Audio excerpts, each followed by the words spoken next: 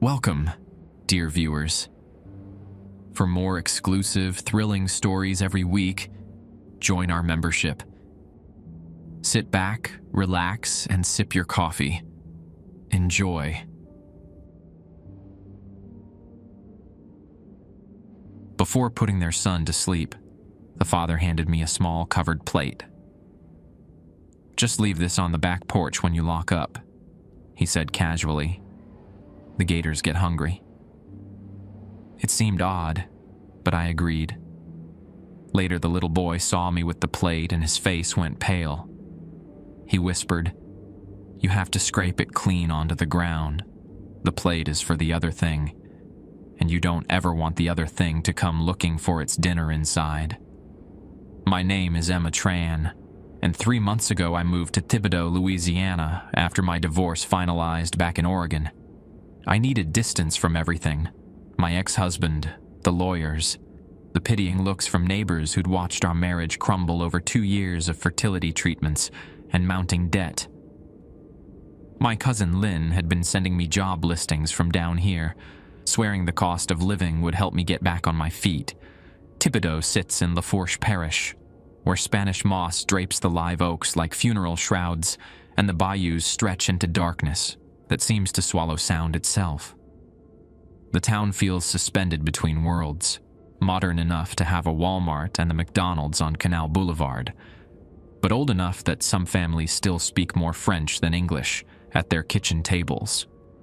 I found work at Nicholls State University, cleaning office buildings after hours for $12 an hour.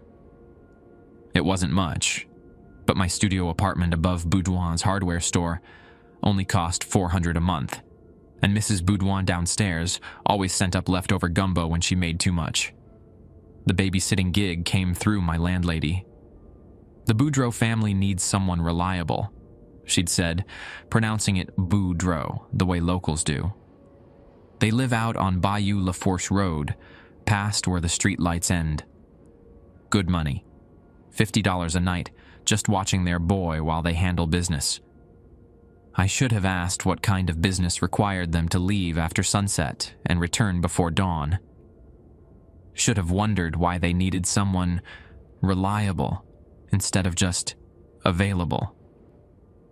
Should have questioned why Mrs. Boudouin's voice carried that particular weight when she mentioned their name, like she was discussing something that required careful handling. But $50 was 2 days' worth of university wages, and my car payment was due next week. The Boudreau property sat 15 minutes outside town, where Bayou Lafourche Road narrows to 2 lanes and the cypress trees close in overhead. Their house was a raised Creole cottage, white clapboard with green shutters and a wide front porch supported by brick pillars. Beautiful, if you ignored how the surrounding marsh seemed to press against the property line, like something held back by force of will.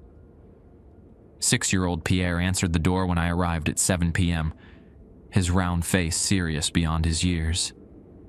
Behind him stood his parents, Celeste, a small woman with prematurely gray hair braided down her back, and Jean-Baptiste, whose handshake lingered a moment too long while his dark eyes studied my face. "We appreciate you coming out here," Celeste said, her accent thick with Cajun French. "Pierre's a good boy, but there are some things about this house you need to understand." That's when Jean-Baptiste handed me the plate. "There are 7 things you must remember tonight," Celeste said, settling into the worn velvet armchair beside the fireplace. The mantel held old photographs in tarnished silver frames, generations of Boudreau faces staring out with the same serious expression I'd seen on Pierre. Jean-Baptiste stood behind his wife, one hand resting on her shoulder. "First rule: Pierre goes to bed at 8:30 sharp. Read him one story from the books on his nightstand. Nothing else. The other books in his room are not for bedtime." I glanced toward the hallway where Pierre had disappeared. "What other books?" "You'll see them," Celeste said. "They're old family journals, written in French mostly, some in older languages. Pierre can read them, but they give him nightmares if he looks at them before sleep. Rule 2, Jean-Baptiste continued. Check all the doors and windows at 9 o'clock exactly. Lock them if they're not already locked. But don't look outside while you're doing it. The marsh plays tricks after dark. My pen moved across the notepad I brought, though their serious tone made me wonder if I should be recording this instead of writing.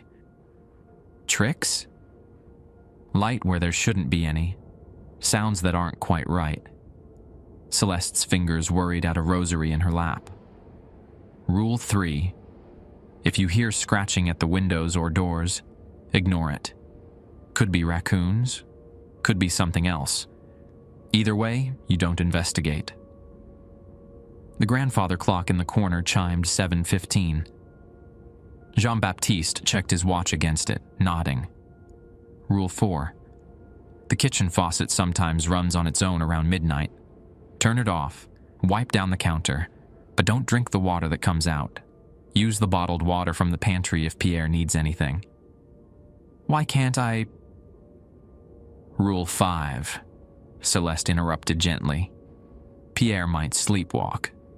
If you find him standing in the hallway staring at the wall, don't wake him. Just guide him back to bed and stay with him until he settles. He's searching for something in his dreams, but he's safer not finding it. I paused my writing. Searching for what? The parents exchanged a look that carried decades of shared worry. His grand-mère, Jean-Baptiste said finally. My mother. She passed 2 years ago, but Pierre, he remembers things about her that he shouldn't. Things from before he was born. Rule 6. Celeste stood, smoothing her dark dress. At 11 o'clock, take that plate to the back porch. Scrape the food onto the ground near the cypress tree, but bring the empty plate inside immediately. Don't leave it out there. And wash it thoroughly, Jean-Baptiste added. Use the special soap under the kitchen sink, the bar wrapped in brown paper. Regular dish soap won't work. I looked down at my notes, counting. That's 6 rules. You said 7. They both glanced toward the back of the house, where a screen door led to the porch. Through the mesh, I could see the outline of a massive cypress tree, its branches heavy with moss that stirred despite the still evening air. Rule 7, Celeste said, her voice dropping. If something comes to the front door after we leave, don't answer it. Even if it sounds like us, even if it sounds like it's hurt. We have our own key, and we won't come back until sunrise. Jean-Baptiste picked up a worn leather jacket from the coat rack. Our cell phones won't work out where we're going, but Mrs. Boudouin has our emergency contact information if something truly urgent happens. Where exactly are you going? I asked. Family business, he said, not meeting my eyes. There are obligations, things that have been passed down through generations. Pierre reappeared in the doorway, clutching the stuffed alligator that looked handmade. His dark eyes moved between his parents with an understanding that seemed too old for his 6 years. Mama and Papa, he said in accented English. Tell Miss Emma about the photographs. Celeste's face went pale. Pierre, we discussed this. She needs to know, the boy insisted. Grand-mère says so. The temperature in the room seemed to drop several degrees. Jean-Baptiste crouched down to Pierre's level. What did Grand-mère tell you, mon fils? She comes to my dreams sometimes. She says Miss Emma has kind eyes like hers, but she needs to understand about the pictures. Pierre pointed toward the mantel. Some of them change when nobody's looking. Grand-mère doesn't like being forgotten. Celeste moved quickly to the fireplace, turning several of the picture frames face down. That's enough, Pierre. Time for your bath before Miss Emma reads your story. As Pierre headed toward the bathroom, Jean-Baptiste pulled out his wallet and handed me 3 20s. Extra for dealing with All this. We'll be back before dawn. They left through the front door, and I heard their truck engine fade into the distance. The house settled around me with creaks and sighs that old wooden structures make, but something about the silence felt expectant, like the building itself was waiting to see how well I'd follow the rules.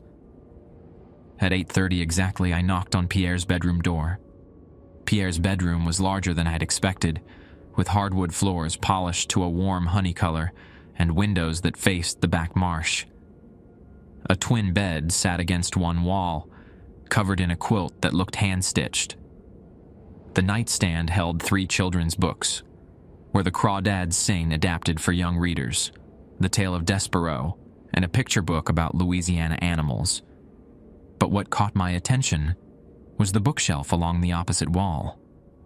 Dozens of leather-bound volumes filled the shelves, their spines marked with titles in faded gold lettering. Most were in French, but some bore symbols I didn't recognize, curved lines and angular marks that hurt to look at directly. "Those are Grand-Mère's journals," Pierre said, climbing into bed, still clutching his stuffed alligator. "She wrote about our family for 70 years, started when she was younger than Papa." I selected The Tale of Despereaux from the nightstand. "Your parents said these give you nightmares." "Not nightmares, exactly." Pierre settled against his pillows. "They show me things that happened before I was born. Sometimes things that haven't happened yet." His voice carried that same too-old quality I'd noticed earlier. "Grand-Mère says some people in our family can see across time like looking through windows." The story of the brave mouse took 15 minutes to read, but Pierre's attention kept drifting to the journal shelf. When I closed the book, he sat up straighter. "Miss Emma, can you see her?" "See who?" He pointed toward the corner near the bookshelf. "Grand-Mère. She's standing right there, watching you." The corner looked empty to me, but goosebumps prickled along my arms anyway. The air in that spot seemed denser somehow, like heat shimmer rising from summer pavement.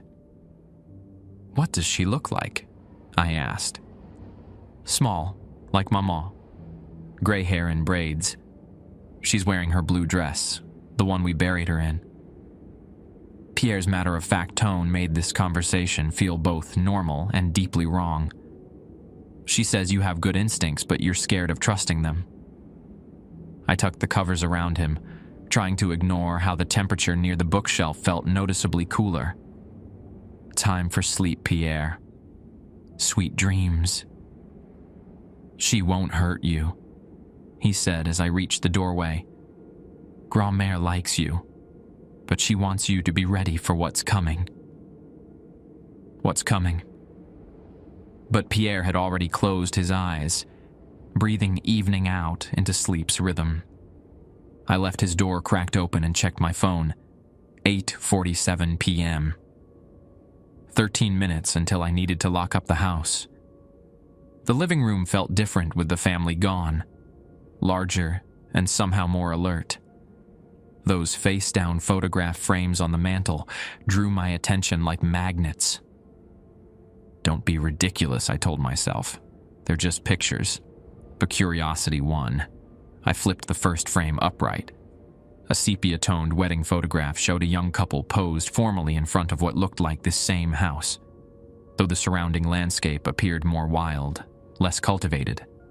The bride's dress was elaborate Victorian lace, the groom's suit impeccably tailored. Both stared directly at the camera with those serious Boudreaux eyes. The second photograph made me pause. It showed the same couple, but older, standing with 3 children in front of the cypress tree out back. The tree looked identical to how it appeared now. Same saws, same sprawling branches. But if this photo was taken 80 or 90 years ago, shouldn't the tree have grown? Changed somehow? The third frame held a more recent color photograph. Jean-Baptiste and Celeste on their wedding day, standing in the exact same spot as the Victorian couple. Behind them, the house looked freshly painted, but architecturally unchanged. I was reaching for the fourth frame when the grandfather clock began chiming 9 o'clock. Rule 2. Check all doors and windows at 9 exactly. Don't look outside while doing it. I moved through the house systematically. Front door, locked. Living room windows, latched. Kitchen door leading to the side yard, secured. Each time I touched a lock or latch, I kept my eyes focused on the hardware itself, resisting the urge to glance through the glass. The back door proved trickier. As I reached for the deadbolt, something scraped against the screen, a sound like fingernails dragging across metal mesh. My hand froze halfway to the lock. Rule 3, ignore scratching at windows or doors. The scraping came again. Rhythmic now. Scritch, scritch, scritch. Whatever was making the sound was directly on the other side of the door, maybe 3 feet away from where I stood. I forced myself to turn the deadbolt without looking up. The scraping stopped immediately, as if whatever was out there had been waiting for that specific sound. Back in the living room, I tried to settle into the armchair Celeste had occupied earlier, but restlessness gnawed at me. The house felt too quiet now. No settling creaks, no hum from appliances. Even the grandfather clock's ticking seemed muffled. At 9:23, I heard water running in the kitchen. Too early for Rule 4, which specified midnight. But the sound was unmistakable, a steady flow like someone had turned on the faucet full force. I found the kitchen sink overflowing, water cascading onto the floor and spreading toward the hallway. I twisted the handle off and grabbed dish towels from a drawer to soak up the flood. The water was ice cold and had a strange mineral taste when a few drops splashed my lips, like pennies dissolved in pond water. As I mopped, something moved in my peripheral vision. One of the face-down picture frames on the mantel had somehow righted itself. The Victorian wedding couple stared out at me, but now a third figure stood between them, a small woman in a blue dress with gray braids. Grand-mère. In the photograph, she was smiling, but not at the camera. She was looking directly at me, and her lips were moving as if she was trying to speak. My phone buzzed. 10:15 p.m. Had I been staring at the photograph for almost an hour? The kitchen floor was completely dry now, though I remembered it being soaked just moments ago. Pierre appeared in the hallway, eyes wide open but completely vacant. He stood facing the wall, his head tilted as if listening to something only he could hear. Rule 5. Don't wake sleepwalking children. Guide them back to bed. I approached slowly, speaking in whispers. Pierre, let's go back to your room. He turned toward me with that empty stare, then began walking in the direction I'd indicated. But as we passed the living room, he stopped and pointed at the mantel. Grand-mère says it's almost time for dinner, he said in a voice that sounded nothing like his own. Older, speaking with a woman's cadence. She's been waiting so long for someone to understand. The photograph of the Victorian couple now showed only the bride and groom. Grand-mère had vanished from between them. Where did she go? I whispered. Pierre's head turned toward the back door, where that covered plate waited on the counter. She's getting ready to eat. I guided Pierre back to his bedroom, but he moved like someone walking underwater, slow, fluid motions that seemed disconnected from conscious thought. When he reached his bed, he sat on the edge and stared at the bookshelf with those vacant eyes. She wants to show you something, he said in that borrowed voice, before you feed her. Pierre, you're scaring me a little. His laugh was wrong, too mature, tinged with decades of sadness. Not Pierre right now, Cher. He's sleeping safe in his dreams while I borrow his voice. The Cajun accent was thicker now, words shaped by a mouth that had learned French before English. I'm Evangeline Boudreau, this boy's grand-mère. My rational mind screamed that this was just a child having some kind of episode, but the way he held himself had changed completely. His posture was straighter, more dignified, and his hands rested in his lap the way an elderly woman might arrange them. "What do you want to show me?" "The truth about what we are. What this family has been guarding for 5 generations." Pierre's body stood and walked to the bookshelf, selecting a journal bound in dark green leather. "This one.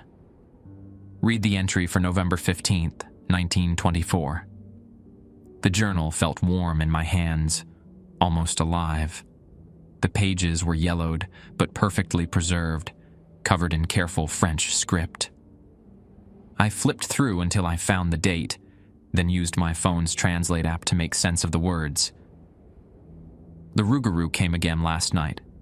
Papa says it's been hunting our bloodline for 60 years, ever since great-grandfather Henri broke the old compact. We tried moving to New Orleans, but it followed us back to the bayou. The hunger grows stronger each full moon. We must feed it, or it will take what it wants from the family. The children don't understand yet. They think the offerings are for alligators like Papa tells them. Better they believe that than know what really waits in the cypress grove. But Marie is starting to ask questions about why we never see other families doing this. Why our neighbors cross themselves when they mention our name. Tonight I left rabbit stew and fresh cornbread by the old tree. In the morning, I found the plate licked clean and scratches in the bark that went deeper than any natural claw could make. The Rougarou accepted our tribute again. We live another month. God forgive us all." I lowered the journal, heart racing. A Rougarou? Like a werewolf? "Not like," Pierre said with Evangeline's voice. "Is. The creature that hunts families who break their word, who forget the old ways. Henri Boudreau made a deal with spirits in the swamp to protect his crops during the bad flooding of 1862. The compact required monthly offerings, fresh meat and bread, left by family blood under the full moon. Outside, wind began moving through the marsh grass, with a sound like whispered conversations. But Henri got greedy, thought he could modernize, stop the old traditions, so the Rougarou came calling.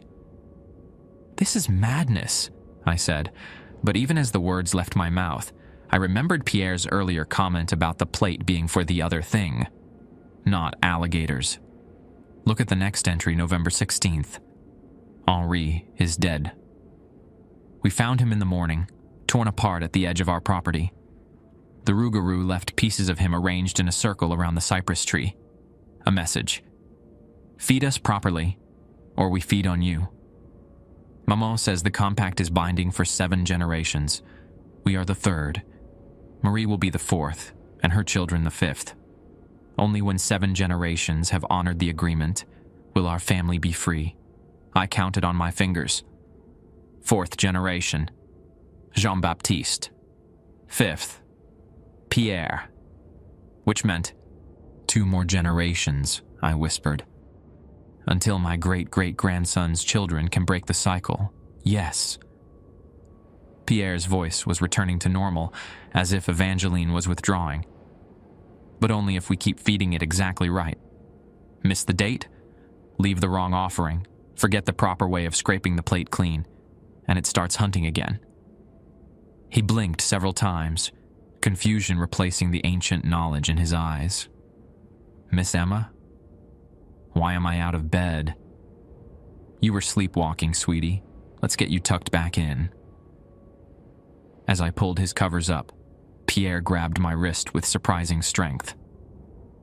"The plate," he said urgently. "When you take it outside, don't look directly at the tree. The Rougarou likes to study people before it decides whether to trust them. If you stare back, it might think you're challenging it." I checked my phone. 10:47 p.m. 13 minutes until I had to take that covered plate to the back porch. In the kitchen, I lifted the dish towel covering the plate. Underneath was exactly what Evangeline's journal had described. Chunks of what looked like beef stew and several pieces of cornbread, still warm despite sitting out for hours. The smell was rich and savory, completely normal. But as I carried it toward the back door, the temperature began dropping noticeably. By the time I reached the porch, my breath was forming small clouds in air that had been warm and humid just minutes before. The cypress tree loomed 30 feet from the house, its massive trunk disappearing into shadow. Spanish moss hung motionless despite the earlier wind, and the usual night sounds, crickets, tree frogs, distant traffic, had gone completely silent. Something moved in the darkness beyond the tree. I kept my eyes focused on the ground as I scraped the stew and bread into a pile near the cypress roots. The food made wet, heavy sounds as it hit the earth. When the plate was empty, I backed toward the house without turning around, counting steps to make sure I didn't trip. 15 steps. 10, 5. Behind me, I heard snuffling, like a large dog investigating food, but deeper, more resonant. Then the sound of eating, wet, tearing noises that went on far longer than the small amount of food should have lasted. I reached the back door and fumbled with the handle, desperate to get inside and wash the plate. The brown-wrapped soap under the kitchen sink smelled like herbs and something sharper, maybe lye or ash. It lathered strangely, more gray than white, but cleaned the ceramic thoroughly. As I dried the plate, movement outside the kitchen window caught my eye. A shape moved between the trees. Tall, hunched, walking on legs that bent wrong. In the brief moment before I jerked my gaze away, I saw eyes that reflected light like an animal's, but positioned too high on the head, too intelligent. My phone rang, making me jump. Unknown number. Hello? Heavy breathing filled the line, punctuated by what sounded like growling. Then a voice spoke. Jean-Baptiste's voice, but wrong somehow. Distorted. Emma, let us in. We're hurt. Rule 7 echoed in my memory. Even if it sounds like us, don't answer. We have our own key. Jean-Baptiste? What happened? Truck broke down in the marsh. Celeste twisted her ankle. Please, we need help. The voice was perfect. His accent, his speech patterns, even the way he pronounced my name. But something about the breathing between words felt off, like the speaker was trying to remember how human lungs were supposed to work. I can call someone for you. Mrs. Boudoir has emergency numbers. A pause, then that growling sound again, closer to the phone. Just open the door, Emma. We're right outside. I hung up and checked the front windows. The porch was empty, no truck in the driveway. But something was definitely out there, moving just beyond the reach of the porch light. The phone rang again. Same number. This time, Celeste's voice. Emma, please. Something's following us. We need to get inside now. I turned off the phone and shoved it in my pocket. At 11:23, all the lights in the house went out. Emergency lighting kicked in after a few seconds, battery-powered fixtures that cast everything in an eerie blue glow. In that strange illumination, the photographs on the mantel looked different. All the frames now showed the same image, that Victorian couple standing beside the cypress tree, but they weren't alone anymore. Dozens of figures surrounded them in the photograph, men, women, children, all with the serious Boudreaux eyes, all wearing clothes from different time periods. Some looked solid and normal. Others appeared translucent, fading at the edges. At the center of the group stood Evangeline in her blue dress, no longer smiling. She was pointing directly at me, her mouth open as if shouting a warning I couldn't hear. Behind all of them, barely visible in the photograph's shadows, something massive crouched beside the tree. Its eyes caught the camera's flash like twin stars, and its grin revealed teeth that belonged in a nightmare. The rougarou. And it was looking straight at the camera. Straight at me. Something began scratching at the front door with increasing urgency, and this time it wasn't stopping. The scratching at the front door grew more aggressive. Long, dragging sounds like claws raking across wood. Each scrape sent vibrations through the floorboards that I could feel in my bones. I pressed my back against the kitchen wall, trying to stay as far from the entrance as possible. Pierre appeared in the hallway, fully awake this time. "It's testing us," he said quietly. "The rougarou knows the rules same as we do, but it likes to see if new people will break them." "How do you know so much about this?" I whispered. "Grand-mère taught me. Started when I was 4, after Papa caught me talking to her spirit in the garden." He padded barefoot to the living room window and peered through a gap in the curtains. "She said our family gift means we can see what others can't, but it also means we're more interesting to creatures like this one." The scratching stopped abruptly. In the silence that followed, I could hear my own heartbeat thundering in my ears. Then came the voice again. Jean-Baptiste, but closer now, right outside the door. "Emma, I know you're in there. Why won't you help us?" "Don't answer," Pierre said firmly. Papa's voice, but smell the air. I inhaled deeply. Underneath the usual bayou sense of mud and vegetation, something else drifted through the house. A wild, musty odor, like wet fur and old meat. "Emma?" Celeste's voice now, sweet and concerned. "We're bleeding. Please just crack the door so we can prove it's really us." My hand actually moved toward the deadbolt before Pierre grabbed my wrist. "That's not Mama. Listen to how she breathes." He was right. Between words, the breathing was too deep, too rhythmic. Like something panting. "What does it want?" "To get inside without breaking the rules," Pierre explained. "The compact protects us as long as we follow the agreements exactly. But if we invite it in, or break any of the 7 rules, then it can hunt us properly." A new sound started. Footsteps circling the house. Heavy, deliberate steps that paused at each window and door. Whatever was out there was checking every possible entry point. "How long until your parents come back?" Pierre glanced at the grandfather clock, which had somehow kept running despite the power outage. Its face glowed softly in the emergency lighting. 5 hours. Maybe 6. The footsteps stopped at the back door. Through the kitchen window, I saw a shadow move across the porch. Tall, hunched, with arms that seemed too long for its body. It pressed against the screen door, and the metal frame groaned under its weight. "Rule 3, Pierre reminded me. Ignore the scratching. But this wasn't scratching anymore. The creature was testing the door frame itself, pushing against the hinges and lock mechanism. The screen bulged inward with each probe. My phone buzzed with a text message. "Let us in now. Something is hunting us out here." I showed Pierre the screen. He shook his head.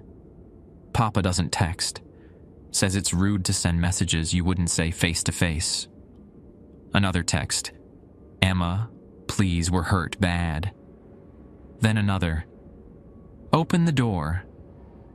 The messages were coming faster now, the language deteriorating. "Door open now. Hurt bleeding. Help us, help us, help." I turned the phone face down on the counter. The house groaned as something large moved across the roof. Footsteps, or what sounded like footsteps, walked from one end to the other, then back again. Dust drifted down from the ceiling as whatever was up there tested the structural integrity of the old cypress beams. "It's getting frustrated," Pierre observed. "Grand-mère says that's when they get creative." "Creative how?" Before he could answer, Water began running in the bathroom sink. Then the kitchen faucet turned on by itself, sending that strange mineral-tasting water cascading into the basin. One by one, every faucet in the house activated until the sound of running water filled the air. "That's not midnight yet," I said, checking my phone. 11:58 p.m. "It's trying to flood the house," Pierre said matter-of-factly. "Force us to break Rule 4 by making us turn off the wrong faucet at the wrong time." I moved through the rooms, turning off each tap as I found it running. The water that came out grew progressively stranger. First that metallic taste, then a sulfur smell, then liquid that looked thick and dark in the emergency lighting. When I reached the bathroom, the mirror showed something that made me stumble backward. My reflection was there, but standing behind me was Evangeline in her blue dress. She was shaking her head frantically and pointing toward the front of the house. I spun around. Nothing behind me but empty hallway. In the mirror, Evangeline mouthed a single word: "Pierre." I ran to the living room, where Pierre stood frozen in front of the mantel. All the photographs were face up now, and in each one, the rougarou had moved closer to the foreground. In the most recent wedding photo of his parents, the creature now stood directly behind the happy couple, its massive hand resting on Jean-Baptiste's shoulder. "Pierre?" He turned toward me with those vacant, sleepwalking eyes, but when he spoke, it wasn't Evangeline's voice this time. It was deeper, rougher, speaking English with an accent I couldn't place. "7 generations," he said in his new voice. The compact specified 7 generations of faithful service. But nobody counted the children who died young, the stillborn babies, the miscarriages. "Who are you?"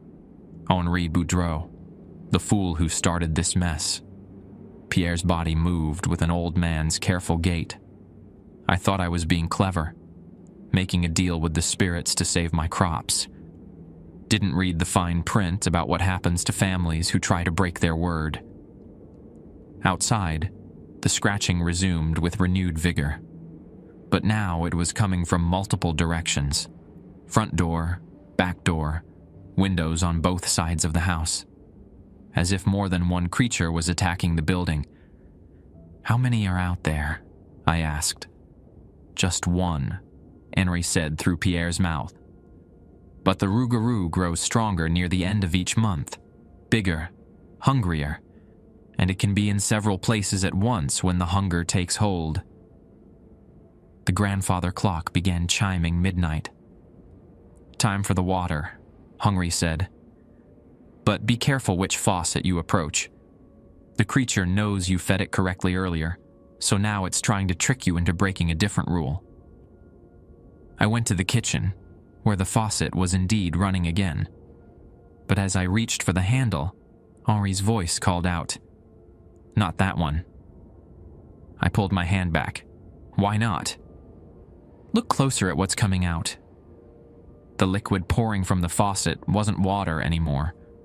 It was dark red and moved with a consistency like syrup. When droplets hit the white porcelain sink, they left stains that looked suspiciously like blood. "Rule 4 says don't drink the water that comes out," Henri explained. "It doesn't say the water will always look like water." I used bottled water from the pantry to wipe down the counter instead, just as the rule specified. The red liquid continued flowing from the faucet, creating a pool that reflected the emergency lighting like a crimson mirror. In that reflection, I saw something that made my breath catch. The rougarou was inside the house. It stood directly behind me, close enough that I should have felt its presence, smelled its wild scent. But when I spun around, nothing was there except Pierre, still channeling his great-great-grandfather's spirit. "It's testing the boundaries between worlds," Henri said grimly. "The reflection realm, the photograph realm, the dream realm, looking for a crack it can slip through." What happens if it finds one? Pierre's face smiled with Henry's bitter amusement. Then the compact becomes void, and my family becomes prey. The house shuddered as something massive struck the front door. The front door buckled inward with each impact, old wood splintering around the hinges. Whatever was hitting it possessed strength far beyond any natural creature. The deadbolt held, but hairline cracks were spreading across the door frame. "Henri," I said to Pierre's possessed form, "what happens if it actually breaks down the door?" "Technically, that wouldn't count as us inviting it in," the old spirit replied through his descendant's voice. "But the compact assumes we'll maintain our property well enough to keep the barriers intact if our negligence allows entry." Another thunderous impact. The door frame shifted visibly. "That's a gray area the creature would love to exploit," Henri finished grimly. I grabbed a kitchen chair and wedged it under the front door handle. Not that it would stop something with that kind of strength, but maybe it would buy us time. As I positioned the chair, my reflection in the hallway mirror caught my eye. Evangeline stood behind me again, but this time she wasn't alone. A crowd of spirits filled the reflection. Dozens of Boudreaux family members from across the generations, all gesturing frantically toward the back of the house. "They're trying to tell us something," I said. Pierre turned toward the mirror, and Henri's voice became urgent. "Mama, what's wrong?" In the reflection, Evangeline pointed toward the back porch, then made a scraping motion with her hands. Her mouth formed words I could lip read. "Not enough.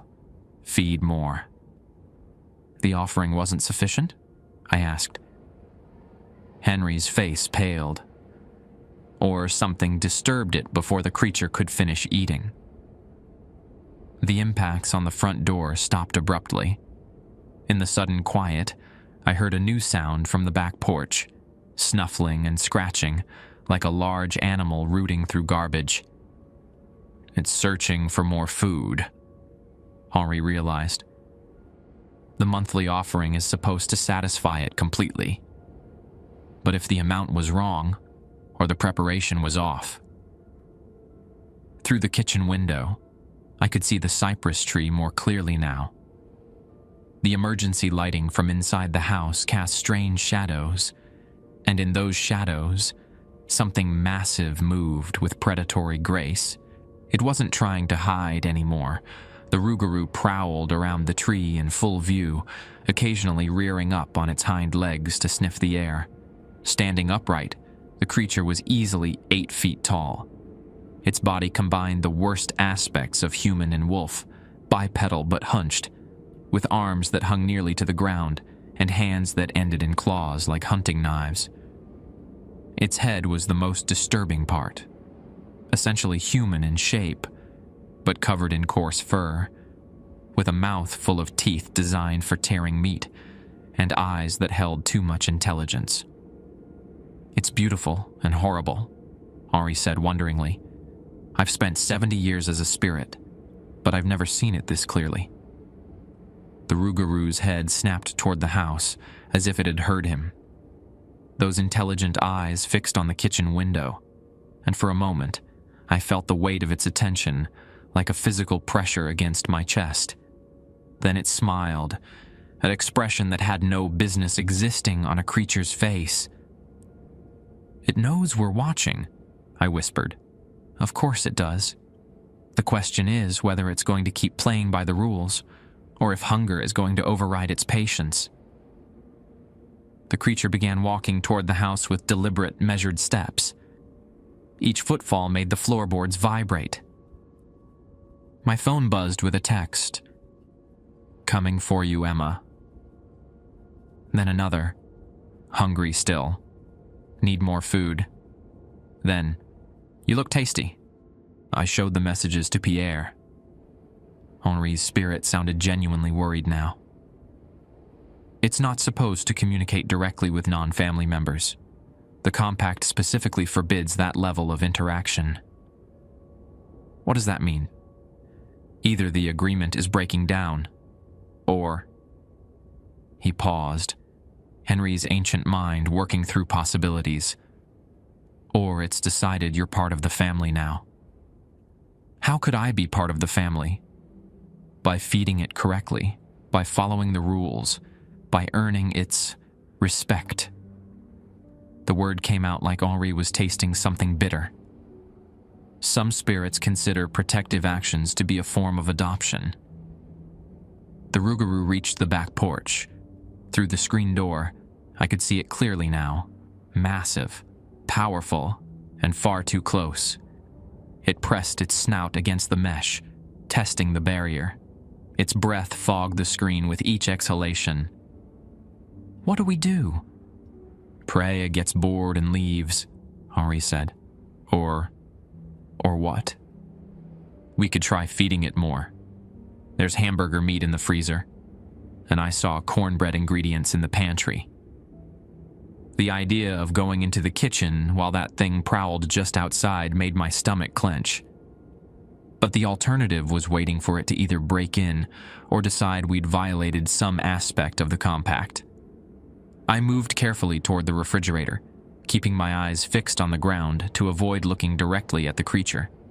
The hamburger was frozen solid, but the microwave's defrost setting would handle that. As the meat thawed, I mixed cornbread batter with ingredients I hoped were correct. Cornmeal, eggs, milk from a carton that smelled fresh enough. The whole time, I could feel the rougarou watching through the screen. It had gone quiet, but its presence was like standing next to a coiled spring. Talk to me, Henri, I said as I stirred the batter. Keep me distracted. What do you want to know? Why did you make the original deal? What was so bad that you'd risk your family for generations? Pierre's voice took on the weight of old guilt. 1862 was a hard year. The Mississippi flooded worse than anyone had seen, destroyed most of the crops in the parish. My children were getting thin, and winter was coming. My wife Marie was pregnant again, and she needed proper food or she'd lose the baby. The microwave beeped. I transferred the hamburger to a pan and started browning it, the familiar domestic action helping calm my nerves. I'd heard stories about spirits in the deep swamp, older things than the French settlers, older than the Spanish, maybe older than the native tribes, things that remembered when this whole area was underwater, when different rules applied. So you went looking for them. Desperate men do foolish things. Henri's regret colored every word. I found them too. Creatures that existed in the spaces between the world we know and whatever came before it. They agreed to turn the flood away from our land, protect our crops, ensure good harvests for generations. I added seasonings to the meat, trying to recreate the smell from the original plate. In exchange for monthly offerings. For 7 generations of monthly offerings, I thought I was being clever, specifying an end date. But I didn't understand how they counted generations, or what would happen to family members who tried to break the agreement early. The oven timer dinged. I pulled out the cornbread, golden brown and still steaming. Combined with the seasoned hamburger, it looked and smelled identical to what I'd scraped onto the ground earlier. Henri, if this doesn't work, then we hope your phone has enough battery to call Mrs. Boudouin, and we pray Jean-Baptiste and Celeste get home before the creature decides to test the structural integrity of the walls. I covered the fresh offering with a clean dish towel and approached the back door. The rougarou had backed away from the porch, but remained visible near the cypress tree, watching with those disturbingly intelligent eyes. Opening the screen door felt like stepping into a predator's cage, but I forced myself to move steadily to the spot where I had left the first offering. The ground was completely clean. Not even a scrap of bread remained. As I scraped the second portion onto the earth, the rougarou approached slowly. This close, I could hear its breathing. Deep, measured, almost human, except for the slight wheeze that suggested a larynx-shaped wrong for normal speech. It stopped just outside my peripheral vision and waited. I backed toward the house exactly as I had before, counting steps, keeping my eyes down. But this time, the eating sounds were different, slower, more deliberate, almost contemplative, like the creature was savoring each bite. When I reached the kitchen and began washing the plate with the special soap, I risked a glance through the window. The rougarou sat on its haunches near the tree, watching the house with what looked almost like satisfaction. As our eyes met through the glass, it tilted its massive head and, impossibly, nodded once. Then it turned and melted back into the shadows of the swamp. "It's gone," I breathed. Pierre blinked several times, Henri's presence withdrawing. "Miss Emma? Did I sleepwalk again?" "Something like that. How do you feel?" "Tired, and really thirsty." He padded to the kitchen for a glass of bottled water. "Grandmère says thank you for listening to the family, and Henri says he's sorry for all the trouble he caused." "They're both still here?" "They're always here. But they're quiet now, like they're sleeping." Pierre rubbed his eyes. "What time is it?" I checked my phone, 2:47 a.m. "Still a few hours until your parents come home. Can I stay up with you?" "I don't want to dream right now. Too many voices trying to talk at once." We settled on the couch together, Pierre curled against my side like any normal 6-year-old who'd had a bad night. The house felt different now. Still old, still creaky, but no longer hostile. The emergency lighting had switched off when the main power returned, and normal lamps cast warm, golden light that made everything seem less threatening. "Miss Emma?" Pierre's voice was drowsy. "You did really good tonight. Grandmère says the rougarou liked you." "Is that good?" "Better than it not liking you," he said with 6-year-old logic that was hard to argue with. As he drifted off to sleep against my shoulder, I found myself watching the photographs on the mantel. They showed normal family scenes now. Weddings, birthdays, holiday gatherings. No mysterious figures lurking in the backgrounds, no supernatural additions to the family groupings. But in one frame, the most recent photo of Pierre with his parents, something had changed. I was there now, standing slightly behind the family group with my hand on Pierre's shoulder. As if I'd always been part of the picture, I dozed fitfully on the couch with Pierre sleeping against my shoulder, jerking awake every time the old house settled or wind moved through the cypress branches. Each sound made me tense, waiting for that familiar scratching or the weight of supernatural attention. But the hours passed quietly, marked only by the grandfather clock's steady chiming. At 4:23 a.m., headlights swept across the front windows. A truck engine rumbled in the driveway, followed by the sound of car doors slamming. Pierre stirred as footsteps approached the porch. "Mama and Papa," he mumbled sleepily. Keys rattled in the front door lock. Jean-Baptiste entered first, his work clothes muddy and torn in several places. Celeste followed, carrying a canvas bag that looked heavy. Both parents moved with exhaustion, but their eyes immediately found Pierre and me on the couch. "How was he?" Celeste asked, though her gaze was already scanning the room, cataloging details. She noticed the chair I'd wedged under the door handle, now pushed aside. Her eyes lingered on the mantel, where the photographs sat face up. "He sleepwalked a couple times," I said carefully. "And we had some visitors testing the doors and windows." Jean-Baptiste's jaw tightened. "What kind of visitors?" "The kind that made phone calls pretending to be you. The kind that knew about the rules." Celeste set down her bag and approached the mantel. She picked up the photograph that now showed me as part of their family group, studying it with an expression I couldn't read.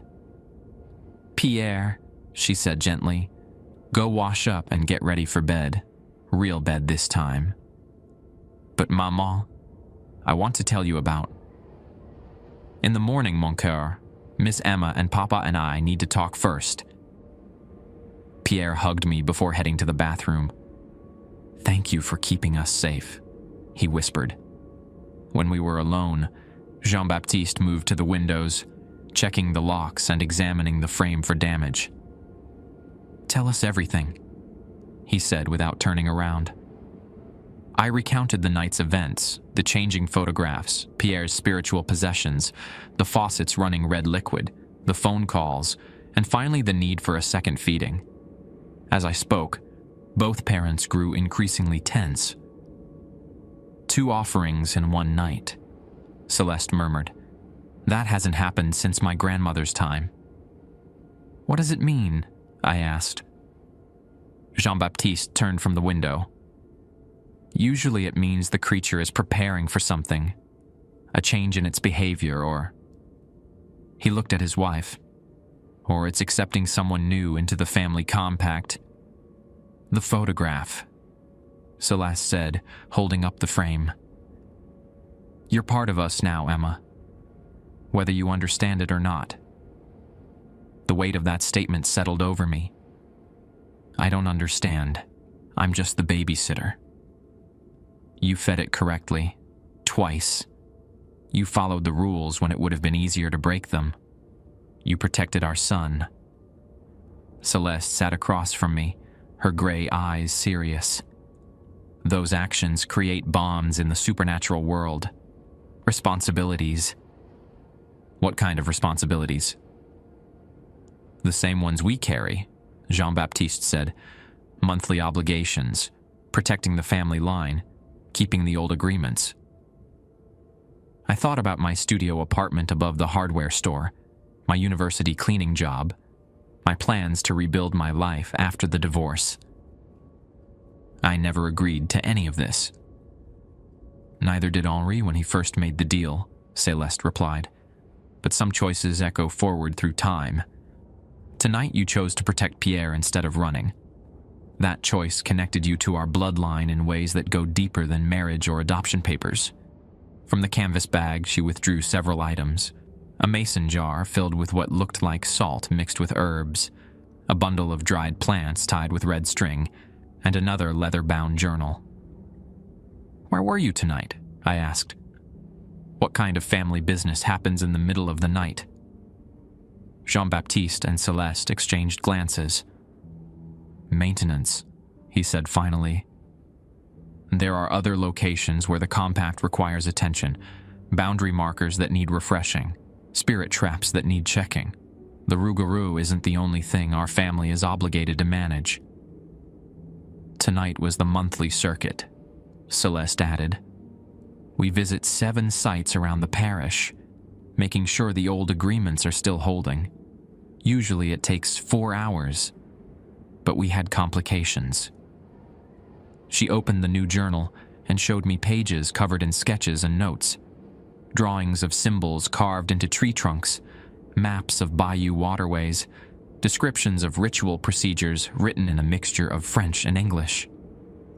Some of the boundary markers had been disturbed, Jean-Baptiste explained. Animals, maybe, or people who don't know what they're messing with. We had to reset 3 of them completely. Is that why the Rougarou was so aggressive tonight? Possibly.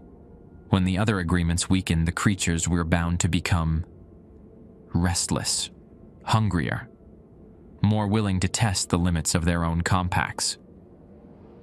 Celeste closed the journal. But you handled it perfectly. The second feeding satisfied the Rougarou completely, and your presence seems to have actually strengthened our family's connection to the compact. How do you know that? She pointed to the photographs on the mantel, looked at them closely. I examined each frame. In every picture, the Boudreau family members looked clearer somehow, more solid. The colors were richer, the focus sharper. Even the oldest sepia photographs seemed to have gained depth and clarity. When the compact is strong, the family is strong, Jean-Baptiste said. When it weakens, we all suffer. Your actions tonight didn't just protect Pierre. They protected all of us, past and present. And future, Celeste added quietly. Pierre will have children someday. This compact affects them too. I rubbed my temples, trying to process everything. So what happens now? Do I have to move in here? Start participating in midnight rituals? Nothing so dramatic, Celeste assured me. But you'll need to understand your new role. Learn the extended rules, the family history, the proper ways of dealing with other supernatural obligations. Other obligations? The Rougarou is just one of 7 entities our family maintains agreements with, Jean-Baptiste said. Most are less interactive, but they all require specific care and attention. From the canvas bag, Celeste pulled out a thick manila envelope. These are copies of the essential documents: contracts, maps, ritual instructions, genealogy charts showing which family members are responsible for which obligations. I opened the envelope and found dozens of pages, some typed, others handwritten, a few that looked like they'd been photocopied from much older sources. The genealogy chart showed the Boudreau family tree going back 7 generations, with notations beside each name indicating their role in maintaining the supernatural compacts. Your name is here now, Celeste said, pointing to a branch beside Pierre's entry. Not as a spouse or adopted child, but as something else entirely, a designation written in French that I didn't recognize. What does gardien choisi mean? Chosen guardian, Jean-Baptiste translated. Someone from outside the bloodline who becomes bound to the family through protective actions. It's rare, but not unprecedented. My great-aunt Marguerite was a gardien choisi, Celeste added. She married into the family, but the supernatural bond formed before the wedding, after she helped defend against a vengeful spirit that was trying to break one of our compacts. I stared at the genealogy chart, seeing my own name written in Celeste's careful handwriting. How long does this last? Until the 7-generation cycle ends, Jean-Baptiste said. Same as the rest of us. And if I refuse, if I just leave town and pretend none of this happened? The parents looked at each other with expressions that mixed sympathy and resignation.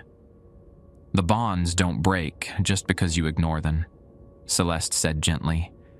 If you tried to leave, the creatures would follow. They'd see it as abandoning your responsibilities, which would void the protective aspects of the compacts. Meaning? Meaning they'd hunt you, Jean-Baptiste said bluntly. And through you, they'd eventually find their way back to Pierre and the rest of the family. The compacts work both ways. They protect us, but they also make us responsible for each other. I sank back into the couch, overwhelmed. This is insane. Yes, Celeste agreed. But it's our insane, and now it's yours too. Pierre reappeared in the hallway, wearing clean pajamas and carrying his stuffed alligator. Miss Emma, are you going to be part of our family now? It's complicated, sweetie. Grand-mère says it's not complicated at all. She says you already decided when you fed the Rougarou the second time. He climbed onto the couch beside me. She's happy about it. Says you have good instincts for this kind of work. Can you still hear her? A little. But she's quieter now. Like she's not worried anymore. Pierre yawned. Are you going to keep babysitting me? I looked at his parents, then at the manila envelope full of supernatural responsibilities, then at the photograph showing me as part of this strange, burdened family. Yeah, I said, surprising myself. I think I am. Pierre smiled and settled against my side again. Good. I like having someone who understands about the rules. Outside, dawn was beginning to lighten the sky over the bayou. The emergency was over. The rougarou was fed and satisfied, and the house felt peaceful again. But as I held that envelope of documents, I realized my quiet life in Thibodeau had just become much more complicated. 3 days later, I sat at the Boudreau family's kitchen table with the manila envelope spread open before me, trying to make sense of documents that read like a cross between genealogy records and a supernatural field manual. Celeste had invited me for afternoon coffee and what she diplomatically called orientation. The rougarou is actually the simplest of our obligations, she explained, pouring chicory coffee from a pot that smelled like home. Monthly feeding, specific rules, predictable behavior. The others require more finesse. I studied a hand-drawn map showing 7 locations around La Fourche Parish, each marked with different symbols. Tell me about the Bayou Sorrel site. Les Feux Follets, Celeste said, settling into the chair across from me. Will-o'-the-wisps. They guard the underwater entrance to what used to be a Native American burial ground before the area flooded permanently in the 1920s. Pierre wandered into the kitchen, still wearing his school clothes. He'd been quieter since the night of the feeding, less haunted by family spirits, but more aware of the weight they all carried. The lights dance over the water, he said, climbing onto Celeste's lap. Papa takes offerings there every 2 weeks, tobacco and sweetgrass, stuff the old spirits liked when they were alive. What happens if you don't feed them? They get angry and start leading people into the deep water, Celeste replied. Fishermen mostly. Duck hunters, anyone who ventures too far into their territory after sunset. I traced the map with my finger, noting how the 7 sites formed a rough circle around Thibodeau, and this one near Raceland. La Dame Blanche, Pierre said before his mother could answer. The White Lady. She's sad all the time because her baby drowned 100 years ago. Celeste stroked his hair. She appears to mothers with young children, trying to convince them to give her their babies to replace the one she lost. Our family leaves toys and baby clothes at her shrine every month, along with milk and bread. It keeps her from approaching other families. That sounds heartbreaking. Supernatural grief can be dangerous, Celeste said quietly. The Dame Blanche has taken 3 children over the past century from families who didn't know how to appease her.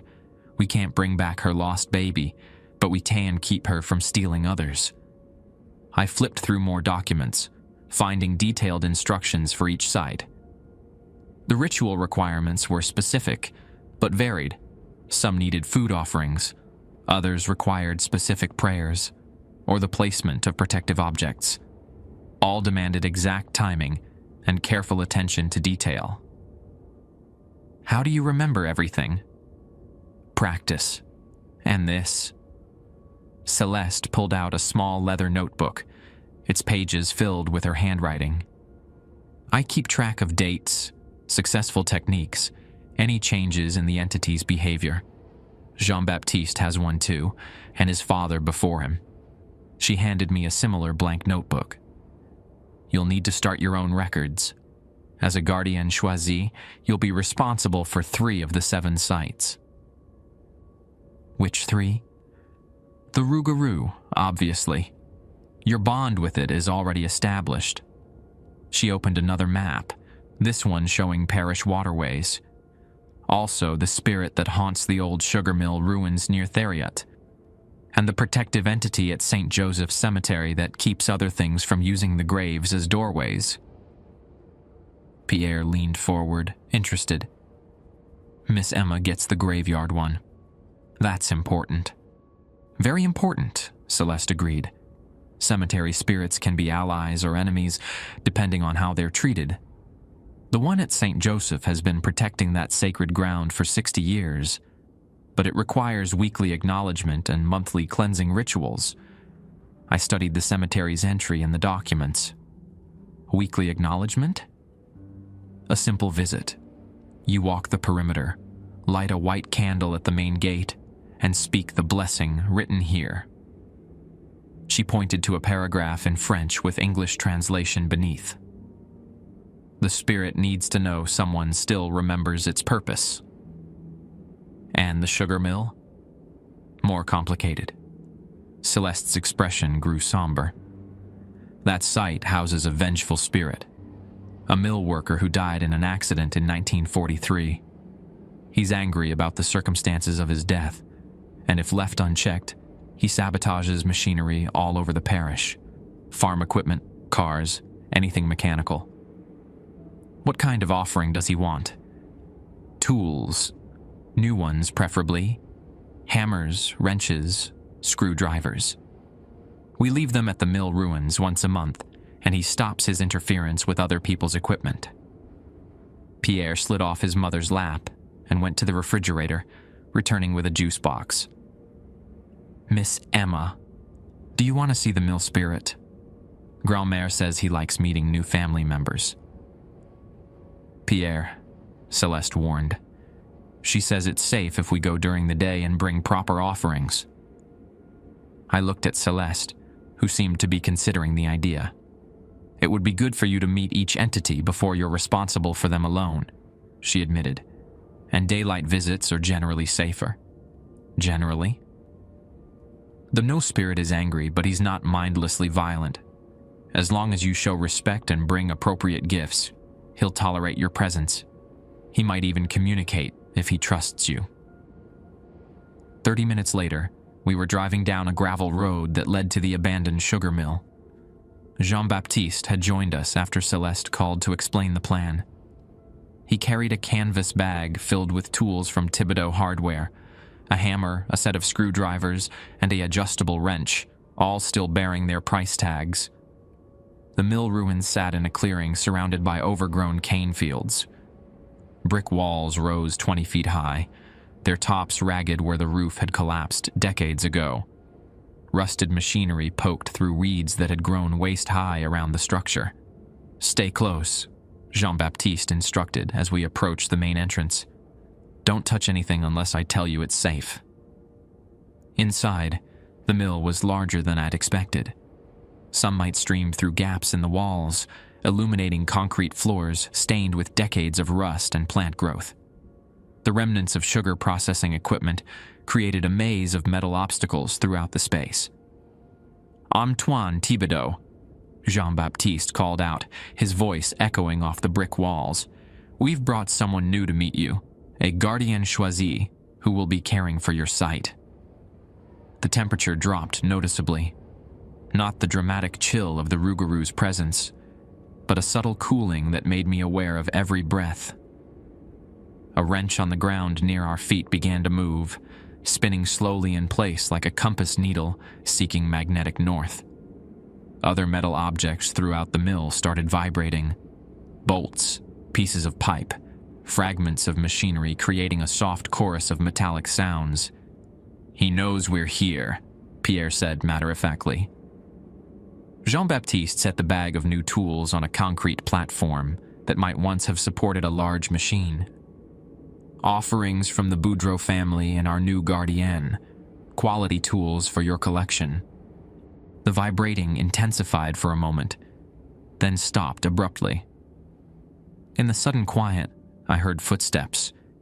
Heavy work boots walking across concrete, though I could see no one moving.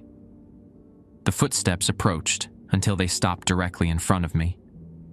The air grew colder, and I caught a scent like machine oil mixed with sweat.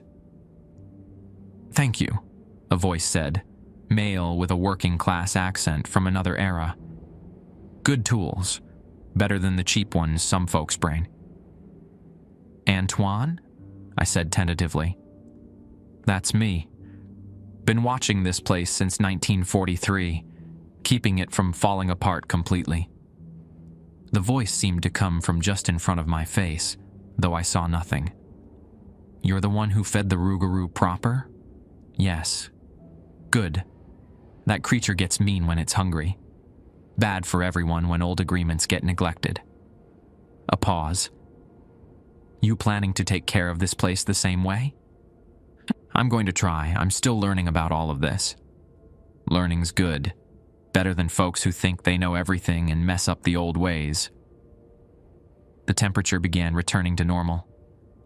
Bring good tools. Come once a month. Don't try to clean up my space. I like it the way it is. Understood. The new tools we brought began sliding across the concrete toward different corners of the mill, as if invisible hands were distributing them to specific locations. One more thing, Antoine's voice added. There's been strangers poking around here lately, people with cameras and metal detectors, talking about historical significance. They don't know what they're dealing with, but they're stirring up things that should stay quiet. Jean-Baptiste frowned. What kind of strangers? College types. From Nichols State, I think, doing some kind of research project about abandoned industrial sites. Antoine's voice carried annoyance. They keep moving my tools around, setting up equipment in places they shouldn't touch. We'll look into it, Jean-Baptiste promised. As we walked back to the truck, Celeste explained the implications. Historical researchers can be a real problem for sites like this. They document everything, bring attention, sometimes remove objects that are spiritually significant.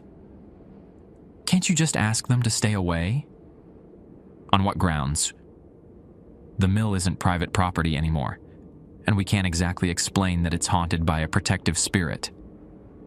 Pierre climbed into the back seat beside me. Gralmere says the college people found something they shouldn't have. Something buried under the mill. What kind of something? She doesn't know, but Antoine is worried about it. He says it's been making the other spirits restless. Jean-Baptiste started the engine, but before pulling away, he turned to face me. This is exactly the kind of complication you'll need to handle as a gardienne. The supernatural world and the modern world don't always coexist peacefully. Our job is to maintain the balance. As we drove back toward town, I realized that my new responsibilities went far beyond following rules and leaving food offerings. I was now part of a hidden network that protected both the living and the dead, maintaining agreements that most people never knew existed. The weight of it felt overwhelming, but also strangely right. For the first time since my divorce, I had a purpose that felt larger than just surviving day to day. Even if that purpose involved feeding monsters and appeasing angry ghosts. The white candle flickered in the evening breeze as I finished walking the perimeter of St. Joseph's Cemetery.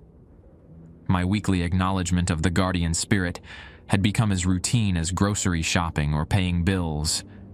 Just another responsibility that kept my world functioning properly. Merci pour votre service fidèle, I said aloud in carefully practiced French, lighting the candle at the main gate. The blessing rolled off my tongue more naturally now, though my accent still made Pierre giggle when he heard it. As I turned to leave, a gentle pressure touched my shoulder, the cemetery guardian's way of saying goodbye. I'd grown to appreciate these small supernatural courtesies. They made the otherworldly feel less alien and more like an extended community with its own social customs. My phone buzzed with a text from Celeste. Pierre ready for pickup. Made crawfish étouffée. Enough for 4 if you want to stay for dinner. I smiled, walking to my car. These dinner invitations had become frequent, transforming what started as babysitting work into something that felt genuinely familial. The Boudreau home had become my second residence, complete with a dedicated chair at their kitchen table and a spare key that Jean-Baptiste had pressed into my hands after I'd successfully handled my first solo cemetery cleansing ritual. The university research problem had resolved itself in typical supernatural fashion. After Antoine's warnings about buried objects, I'd visited the mill during one of the researchers' excavation sessions. They'd found what looked like old Native American artifacts, pottery shards, and carved stones that predated the sugar mill by centuries. I'd suggested they contact the local tribal council about proper handling of cultural artifacts emphasizing the spiritual significance and legal protections surrounding such discoveries. The researchers, eager to avoid any conflicts with native rights legislation, had quickly moved their project to a less complicated site. Antoine had been pleased with this diplomatic solution. The artifacts remained undisturbed. The researchers found a new focus for their work, and the mill spirit could continue his protective duties without interference. Pierre was waiting on the front porch when I arrived, backpack slung over his shoulder and his stuffed alligator tucked under one arm. At 6 years old, he was handling his family's supernatural heritage with remarkable maturity, though he still occasionally channeled his grandmother during particularly important conversations. "Miss Emma? Grand-mère says the college people found something interesting at the old Acadia plantation site," he announced, climbing into my car. "What kind of something?" "She won't tell me. Says I'm too young to understand. But she wants you and Papa to investigate next week." I buckled his seatbelt, mentally adding another item to my growing list of supernatural responsibilities. The Acadia plantation ruins weren't among our family's 7 sites, but apparently the entities we managed sometimes provided intelligence about other supernatural activities in the parish. "How was school today?" "Good. We learned about Louisiana history. I wanted to tell Mrs. LeBlanc about our family's real history, but Mama says people aren't ready for that much truth." "Your Mama's probably right about that." As we drove back to his house, Pierre chattered about his day, friends, homework, playground politics. Normal 6-year-old concerns that existed alongside his casual acceptance of family ghosts and monthly monster feedings. His resilience amazed me constantly. Mrs. Boudoir had waved from her hardware store window as I passed, offering the friendly acknowledgement that had replaced her initial wariness. My integration into the Boudreau family's supernatural obligations had somehow elevated my status in the community. People who'd barely noticed me before now greeted me by name and asked about my well-being with genuine interest. At dinner, Jean-Baptiste described his latest boundary marker maintenance, while Celeste served étouffée over rice that made my mouth water. The conversation flowed between English and French, between mundane parish gossip and supernatural logistics, between family memories and planning for next month's obligations. "Emma," Jean-Baptiste said as we finished eating, "there's something we wanted to discuss with you." Celeste smiled. "We've been thinking about formalizing your role in the family, not just as a guardian choisi, but as Pierre's godmother." "A spiritual adoption," Pierre added helpfully. "So, you're officially my family, not just supernatural family." I looked around the table at these people who'd welcomed me into their strange, burdened, wonderful world, who'd trusted me with secrets that could destroy them if shared carelessly, who'd given me purpose and belonging when I'd been adrift and starting over. "I'd be honored," I said. Outside, the sun was setting over the bayou, painting the cypress trees in shades of gold and shadow. Somewhere in that wilderness, the rougarou was beginning its nightly hunt, satisfied by our monthly offerings, but always watching, always waiting. In St. Joseph's Cemetery, the guardian spirit continued its eternal vigil. At the sugar mill ruins, Antoine Thibaudot protected machinery and memories from a different era. Across the parish, other entities maintained their own ancient bargains and responsibilities, and I was part of it all now, keeper of rules, guardian of balance, protector of family both living and dead.